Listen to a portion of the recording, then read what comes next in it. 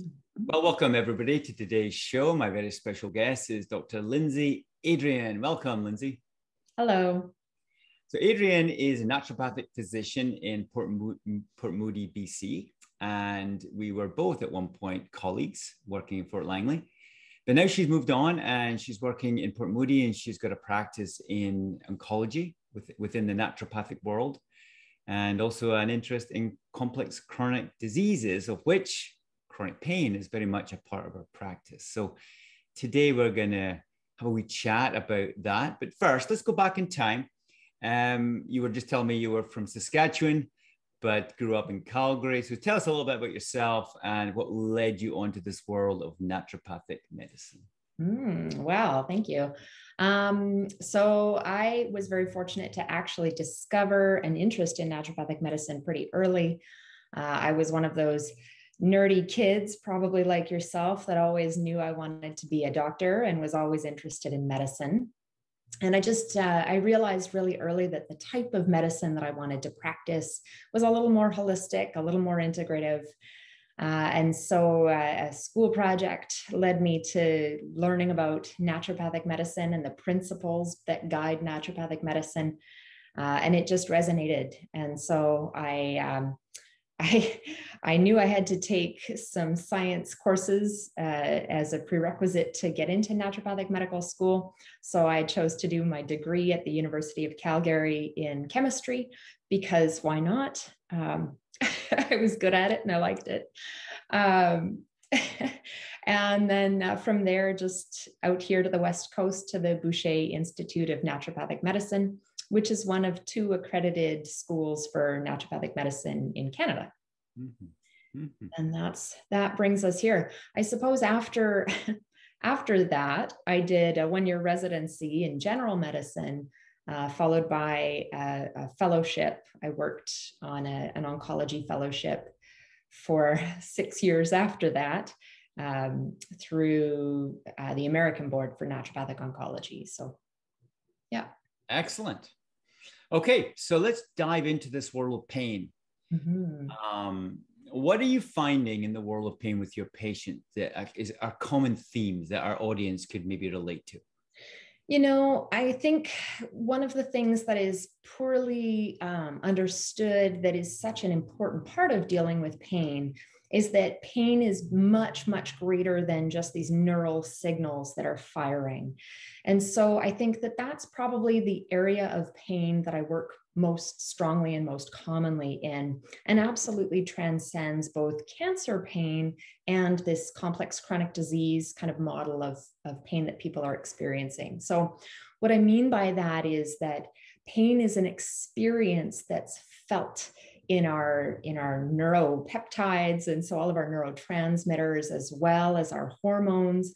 Those all are a part of the experience of pain, and as well as the nervous system itself. But again, the nervous system gets all the spotlight and all of the attention in the world of analgesia, for example, with our pharmaceuticals. And so again, kind of bringing it back around, I have a lot of conversations in my office about stress and about trauma and about, historical experiences of physical and emotional stressors, because all of that has a huge impact on those neurotransmitters and on those hormones that directly impact our ability to either reduce our pain or the unfortunate, increase in our perception of pain.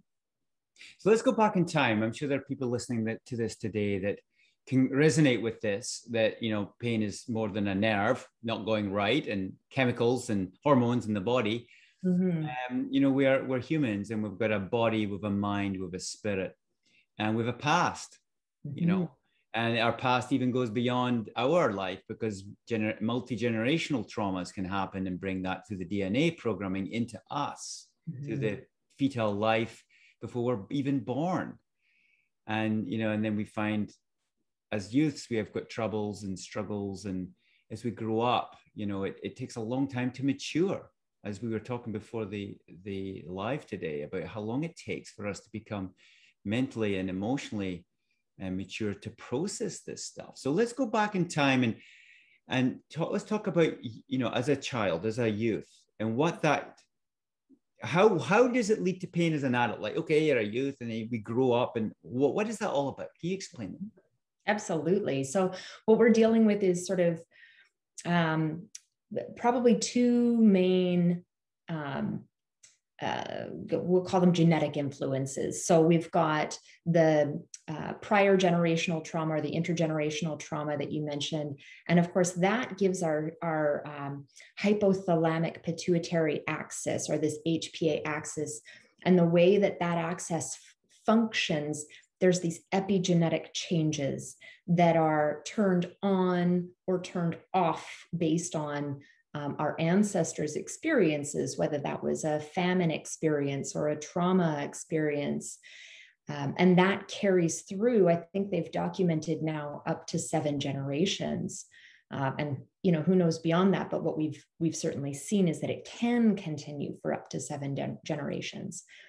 And so, there's a whole lot of history of trauma that's carrying forward. I don't know that there's any cultural group or group of individuals that haven't had some pretty significant historical traumas going back up to 7 generations. But there are ways to interfere with that and to shift those epigenetic changes. So again, that's the epigenetics and the intergenerational trauma is part of it. Another part of it is our actual genes themselves and how those genes modulate things like our neurotransmitters, which again comes into that hypothalamic pituitary axis, which is our sort of our stress adaptation axis. And then beyond that, there are, the trauma experiences as young people that have their own direct epigenetic changes. And what we can see, for example, is that individuals who experience trauma as young people, their sensitivity to a traumatic experience goes up. So they're now more sensitive. Their baseline for stressors gets lower. And so, I talk about pain signals firing in my practice, and I talk about also the switch to be flipped into an anxious state or flipped into a depressive state. All of those things, unfortunately, become more sensitive when you've experienced these early childhood traumas. And we can absolutely grow resilience from those as well. But we all have to go through that process first of greater sensitivity before we can, like you said, have the maturity, not just the emotional maturity, but the physical and psychological maturity to be able to move past that. Yeah, exactly. And what are the age groups that the male and a female fully develop? At a physical level, at an optimal situation. Of course, it's a range, and I'm sure a developmental psychologist could probably speak to this better than I could. But, from what I remember in all of my earlier courses was that we really don't come to that emotional maturity until we're in our sort of 20s. I think for women, it's a little bit earlier, more like early 20s to mid 20s. For men, actually, it's more mid 20s, even up into the later 20s. And we just psychologically cannot comprehend that difference between our environment and the people around us and our own selves. It's that separation between you don't want to call it the narcissistic phase, but that phase where really everything is all about us. And then being able to transition into the phase of seeing action and consequence and understanding that things happen that have nothing to do with us. That's so powerful. That's so powerful, and can take, as you said, decades. And then once you're aware, you got to do something about it. So where do you go from there? So, I mean, certainly, I think a really important part of any kind of chronic pain management strategy includes some really good mental health supports, whether that's working with a counselor that can do some talk therapy and, different kind of personalization and personalized um, like family systems, personal systems type work. But there's also, people who do a lot of energy work. There are people who do more like integrated body psychotherapy. And so I always like to have a group, a bunch of different options of referrals for my patients, whether it's, a little bit more esoteric like Reiki or body talk, whether it's a little bit more grounded in evidence-based medicine like cognitive behavioral therapy and some of the different talk therapies, or whether it's kind of a blend of the two. And then I'll refer people for things like hypnotherapy. Mm-hmm. Mm-hmm. They just sort of process that unconscious bias and those unconscious patterns in a more conscientious way than we're really capable of doing on our own. Mm-hmm. And then from a nutraceutical perspective within your field, what are you prescribing for aids for, say, anxiety or other approaches to help them on that journey? Yeah, thank you. So again, I often talk to my patients about how when they're dealing with pain, again, there's those signals in the body, those biochemical signals that are transmitting pain and that are feeding into the pain pathways because they are, it's a positive reinforcement pathway, which means the more you have, the more you get, right? It's not positive in terms of good, it's positive in terms of more begets more begets more, right? It's those inflammatory cycles. So we obviously want to break those patterns. And again, we can do that with our emotional states, and that's why we need to have those emotional supports. But the biochemical supports really depend on where that individual's imbalance lies. So kind of bringing it back to the individual person, some people who experience chronic pain have, an excess of things like noradrenaline, and or norepinephrine is the other name for it. And it can come from having mutations in the gene pathway COMT. And so then it would be very much a genetic and biological excess of that catecholamine that's chronically firing all of these nerve pathways. And so my strategy for that individual would be different, obviously, than the individual who has a chronic firing because of either an excess of cortisol, which is the acute stress hormone, or conversely, the deficiency in cortisol and an inability to turn off that constant positive feedback building on itself pathway. So I wish I could just say, oh, here's the magic supplement for chronic pain. That would be lovely. But again, it just sort of absolutely reinforces this need for this really personalized approach. Yeah, exactly. Can you talk about glutathione? Because that's something that, your colleagues have talked to me about in the past and go, yeah. But it's a really good, antioxidant, I think, and it's a really optimal brain adjunct in this journey. So what does that do? Yeah, I mean, glutathione's an interesting one. It's kind of like a master antioxidant molecule. It's supposed to be the most abundant antioxidant in our body. I would say that that's relative. I think there's lots of people walking around with deficiencies in glutathione. It's one of these molecules that gets used for almost everything. So in the context of pain, I think where I would picture its usefulness really would be kind of both in its direct activity as an antioxidant and then its ability to block the oxidative stress pathways that create inflammation. Because of course, if you've got free radicals bouncing around in a nerve, for example, you're going to have an inflammatory response in that nerve, and then you're going to have a hyperexcitability and a pain response in that nerve. But you've also got its I guess, more indirect effect on pain, which would be its detox effect. Glutathione is a a pretty major pathway through which the liver uses to eliminate neurotoxic substances and inflammatory substances. And so, you know, if a person's got environmental toxins, for example, like mold toxins, they're fat soluble toxins, they are absolutely incredibly hard on the brain and the nervous system. If you aren't able to get rid of those, they will build that chronic neuroinflammatory pattern and then reinforce pain and injury and, you know, all of the signals that go with that. And let's talk about cortisol, right? You mentioned excessive cortisol or deficiency. So what are great supplements that you love to use in a cortisol, say, deficiency state? Okay, so let's kind of come back then to what cortisol does and when it's produced and why it's produced, because I think that that's such an important thing to understand.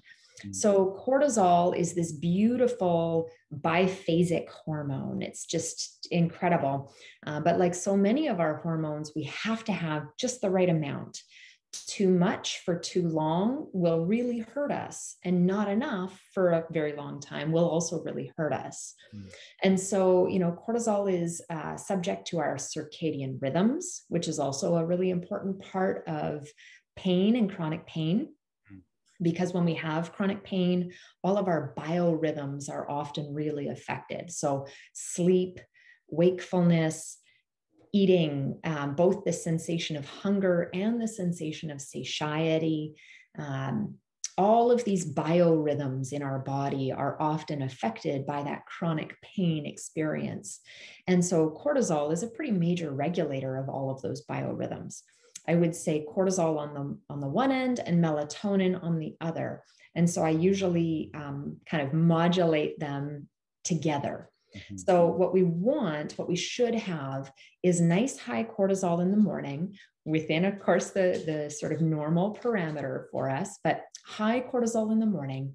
And that's what gives us that get up and go. That's what lets us wake up without necessarily needing an alarm, which I don't think too many people experience overly well these days, because cortisol is, beyond our biorhythm regulator, our stress hormone. And so in acute stress and acute injury, for example, cortisol goes up as an anti-inflammatory and a way to regulate our stress adaptation. So it'll go up so that we can run away from that lion, so that we can, get up from that injury and get to a safe place before everything kind of calms down and then we feel that pain or we can feel that injury. And so healthy, normal, high cortisol in the morning, followed by a slow taper to get a low cortisol level in the evening, which coincides with melatonin increasing it. And then we go to sleep and we fall asleep nice and easy. So again, that nice rhythmic, increase and decrease is what really we're after.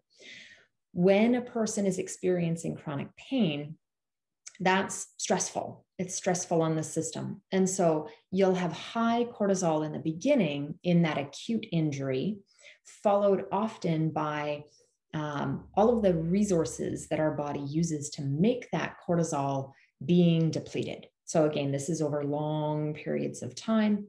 I always liken it to running away from lions, right? Our adrenal system, our stress adaptation system was developed for us to run away from a lion. It was to be able to see that danger, get away from the danger, and then be able to calm down and then get into that recovery phase.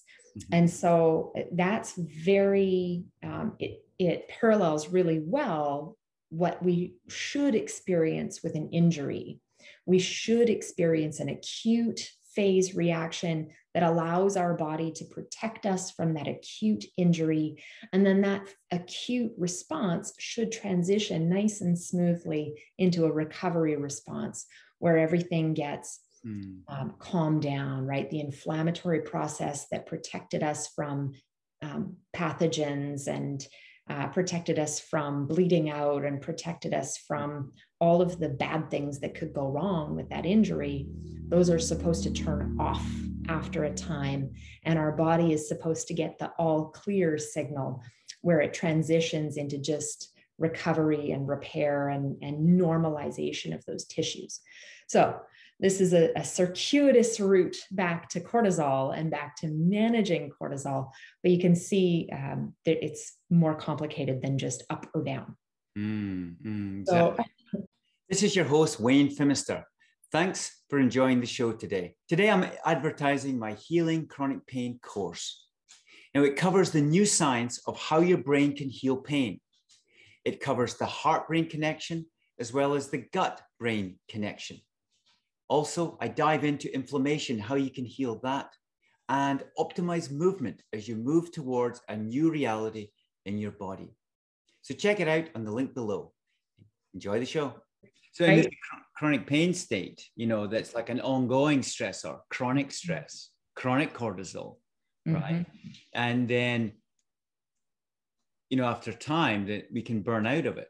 So cortisol levels go low, even though we're chronically stressed. So it's not like we're normal, but we're actually just burned out, fatigued beyond, recovery and for some people. And then they get this chronic fatigue syndrome, and then they get chronic sleep problems. And then you can see how this cascades down into this pit of problems that are extremely difficult. They are. And it really comes down to being able to support the individual in rebalancing their cortisol and rebalancing those stress responses, because they are so incredibly linked, right? That pain, the pain experience. So not just the physiological firing of the pain nerve, but also our subjective experience of the pain, our emotional experience of pain, the sort of complex system that happens around that experience. So it's kind of funny. This actually ties in beautifully with why I chose to be a naturopathic doctor. So in my undergraduate training in chemistry, we do all of these, amazing laboratory experiments that are lots of fun, and you get to mix things, and you feel like the witch with the potions kind of thing. And what was really neat for me was to be able to see, here you've got these precursor substrates, and you mix them together, and then you're quantifying the thing that comes out, right? And so what's always interesting is seeing, what do we put together and what comes of it? And in the world of organic chemistry, I would say that very little of what we expect the product to be is actually what the product is. So that, should always cue people into just how many side reactions always happen in an organic system. And then with inorganic chemistry, it's a little bit more straightforward, but again, even a pharmaceutical, even though most pharmaceuticals are an inorganic chemical, they're still operating within an organic system. One of the important things about medications is that they have often got these little side reactions, but they really are feeding into a system of precursor product. And you can only really go one direction. Whereas the world of herbal medicine, you have a herb that has hundreds and sometimes thousands different chemicals in that herb. And we apply a herbal medicine to an organic system. So now we have an organic medicine in an organic system. And the range of reactions that can happen is like almost infinite. But the big important thing is that it's very pleiotropic, which means in a herbal medicine kind of to use herbs in any given situation, you can have both a positive effect and a negative effect depending on what the body wants and needs. So for cortisol, if I use hydrocortisone, which is basically the exact same hormone as what our body makes, there's a drug called Cortef that is hydrocortisone. I can give a person hydrocortisone and that will elevate their cortisol level. And they'll feel really good for a little while if they've had really low cortisol for a long time. But if I do that long term, it will really hurt them. And so we can't do that. Also, the body is much cleverer than I am. And so I can only guess at how much hydrocortisone this individual needs. But if I give a herb that acts as a glucocorticoid and helps to repair the adrenal glands and repair the stress adaptation systems that were broken in the first place, also helps to sort of resensitize the cortisol receptors themselves, the glucocorticoid receptors, which is, they get kind of burned out and insensitive after a while. You know, something that will repair all of that will have a much easier time rebalancing that individual and allowing for the normal fluctuations that should happen through the day and into the evening. So, you know, when we're talking about repairing stress hormones and repairing those biorhythms, again, herbal medicine is so well suited for that. And I would say some of the favorite interventions would be things like licorice, which is a natural glucocorticoid, a natural adrenal adaptogen. So it helps us adapt and will help repair the sensitivity of those receptor sites. Wonderful. You know, it's amazing just listening to this. And it's not the first time we've talked about this on the show. And it just amazes me in my own career and how little is talked about this. And I've been open to naturopathic medicine my entire career, but if it's not around you and it's not being discussed with colleagues, it's like, well, oh, well, we'll just give them the organic compound or, you know, the pharmaceutical. And it's just so important to bring in these concepts that we all know of. Like if you're living in this modern world, we all know about stress. We all know about traumas of some degree, you know, in our life, whether it's emotional or mental or social or whatever shape or form it may be. And it's really important to bring this to the table. And, you know, the naturopath is trained to do this. You know, it's what you guys do. You know, you see the whole person, you address all of it. And I think one, you know, wake up call for me was realizing that herbs, for example, are not weak medicines. You know, they're the opposite. In fact, you know, they come from nature for crying out loud, you know, and so do we. So it's just finding that connection and that right, you know, maybe dose or right connections or right combinations of herbs, as well as other remedies that you guys use. And I think anybody listening to this is like, if you're not getting what you need from a medical doc, you know, seek out a local respected naturopath, because this is the way forward, right? Because we need a balance of both, I think, at the end of the day.